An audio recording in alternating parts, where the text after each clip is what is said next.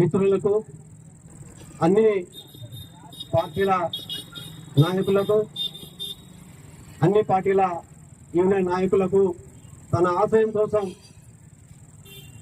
తన పోరాటం కోసం, తన జీవిత చరిత్ర చాలా మంది చెప్పడం జరిగింది.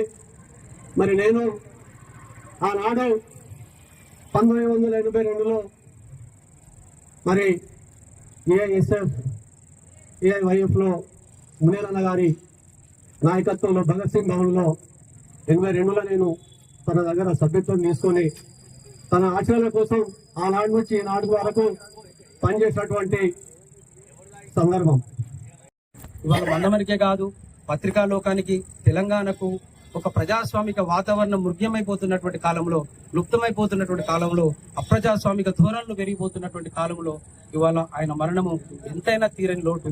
ఆ లోటును పూడ్చడం అనేది సాధ్యం కాదు. కానీ ఆయన ఆశయాలను, ఆయన స్నేహించే గుణాన్ని, ఆయన ఇతరులతోటి మాట్లాడే మర్యాదకరమైనటువంటి గుణాన్ని, ఆయన సమస్యలను ఆలోచించేటువంటి గుణాన్ని, సమస్యలకు ఎదురుపోయే గుణాన్ని మనం ఎంతో కొంత మన జీవితంలో ఆయన అనుచరులుగా, సహచరులుగా ఆచరిస్తే ఆయనకు మనం నిజంగా అప్పుడే ఘనమైన మన మందమరి చరిత్రలోనే అన్ని పార్టీలను, యూనియన్లను వాళ్ళ మునీరన్న ఏ విధంగా ఆదర్శంగా తీసుకుని పనిచేసిందో నానే విషయంగా వాళ్ళ ఈ కార్యక్రమాన్ని నిర్వహించిన మీ అందరికీ పేరు పేరున ధన్యవాదాలు తెలియజేస్తూ అర్పించేటువంటి అవకాశం ఇచ్చినందుకు వారికి నిజంగా శిరస్సు వంచి నమస్కరిస్తున్నాను.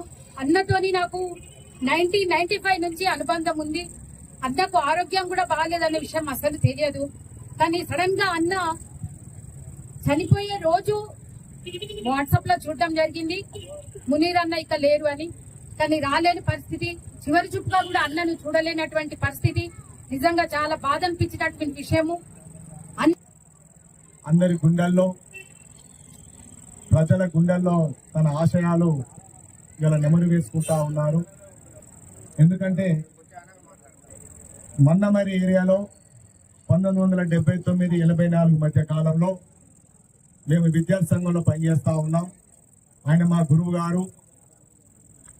అప్పటి పరిస్థితులలో మందమరి ఇంతకు మిత్రులు చెప్పినట్టు బిక్కు బిక్కుమంటూ ప్రజలు బెంబేలెత్తిపోతున్న తరుణం. సింగరేణిలో ఉద్యోగాల కోసం కూడా, అంటే ఇప్పటి వరకు ఇక నేను చనిపోతాను అన్నప్పుడు కూడా ఆయన కలమాపకుండా ప్రజల కోసమే వార్తలను అంకించినటువంటి గొప్ప యోధుడు.